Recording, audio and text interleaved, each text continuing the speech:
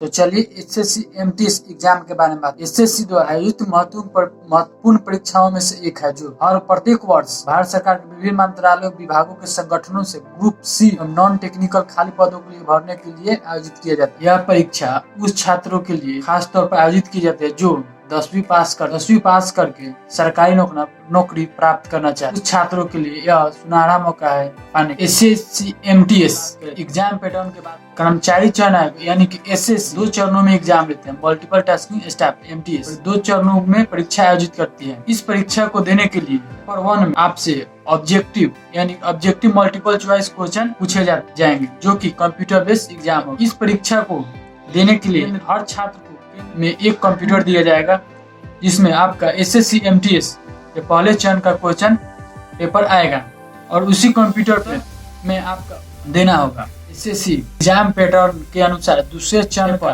परीक्षा वर्णनात्मक paper descriptive paper है जिसे ऑफलाइन आयोजित किया जाए। नौकरी को प्राप्त करने के लिए यह दोनों पेपर को पास करना होगा। एसएससी एमटीएस एग्जाम पेपर 1 में बात करें तो आपको पता है कि एसएससी एमटीएस की यह परीक्षा कंप्यूटर बेस्ड एक परीक्षा है जिसे ऑनलाइन आयोजित किया जाता है। एसएससी एमटीएस पेपर 1 में प्रश्न के 4 भागों में विभाजित किया गया है जिसे कुल मिलाकर 100 प्रश्न प्रश्न पत्र के पूछे जाने और प्रश्न इन 4 विषयों में से पूछे जाते हैं। पर general intelligence and reasoning, second medical alphabet, general English and last general awareness. इस चारों विषय से मिला के आपको 100 नंबर का क्वेश्चन पूछा जाएगा जिसमें आपको इस क्वेश्चन को सॉल्व करने के लिए और फिल करने के लिए केवल आपको 90 मिनट का समय। चलिए अब हम बात करते हैं कि किस विषय से कितने प्रश्न आते हैं। तो आपका जनरल इंटेलिजेंस एंड रीजनिंग आएगा, उसमें से आपको 25 क्वेश्चन आएगा 25 मार्क्स का। और न्यूमेरिकल अल्फाबेट जो रहेगा 25 क्वेश्चन आएगा 25 नंबर का। सी में जनरल इंग्लिश रहेगा जो 25 क्वेश्चन आएगा 25 नंबर का। और जनरल अवेयरनेस फोर्थ डी तो वो भी 25 नंबर का 25 मार्क्स का क्वेश्चन आएगा। टोटल मिला के आपको 100 क्वेश्चन हुआ।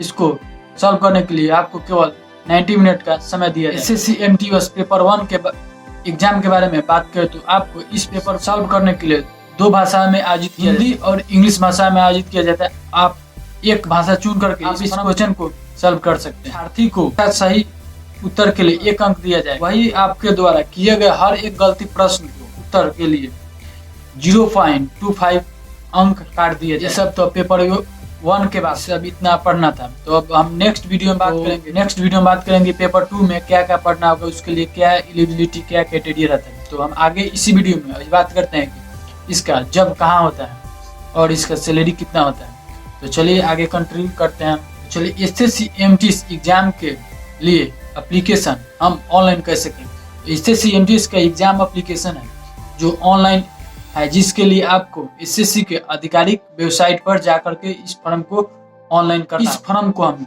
फिल करने के लिए एसएससी के एमटीएस परीक्षा में आवेदन रुपए का आवेदन शुल्क भुगतान करना होगा। एसएससी एमटीएस के परीक्षा में उत्तीर्ण होने के बाद जो आपका एसएससी एमटीएस के चलिए पोस्ट डिटेल के बारे में बात करते हैं कि हमारा जब कौन सा काम करना पड़ता है। एसएससी एमटीएस में परीक्षा में उत्तीर्ण होने के बाद जो जब मिलता है उसका हम लिए बात करते हैं। इसमें प्रथम है चपरासी का और दफ्तर का, जूनियर गेस्टेंटर ऑपरेटर का, माली का, सफाई वाला का, चौकीदार एंड चपरासी।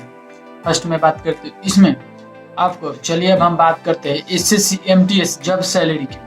तो आपको सैलरी इस बात पर निर्भर करती है कि एसएससी एमटीएस आपके कर्मचारी एसएससी एमटीएस जब सैलरी की बात करते हैं एसएससी एमटीएस कर्मचारी इस बात पर निर्भर करती है कि पोस्ट किस स्थान एंड किस शहर में हुआ है। एसएससी एमटीएस के भर्ती किए हुए कर्मचारी का न्यूनतम जो सैलरी होता है लगभग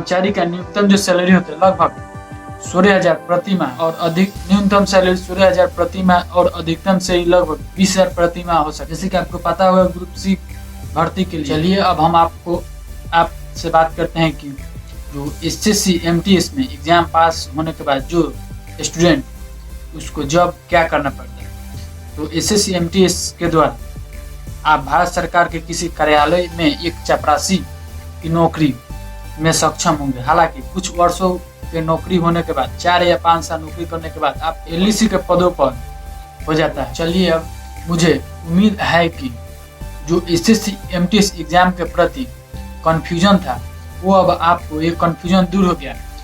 अगर आपको ये वीडियो पसंद आया तो प्लीज़ लाइक कर दें एंड अपने दोस्तों में शेयर करना ना भूलें।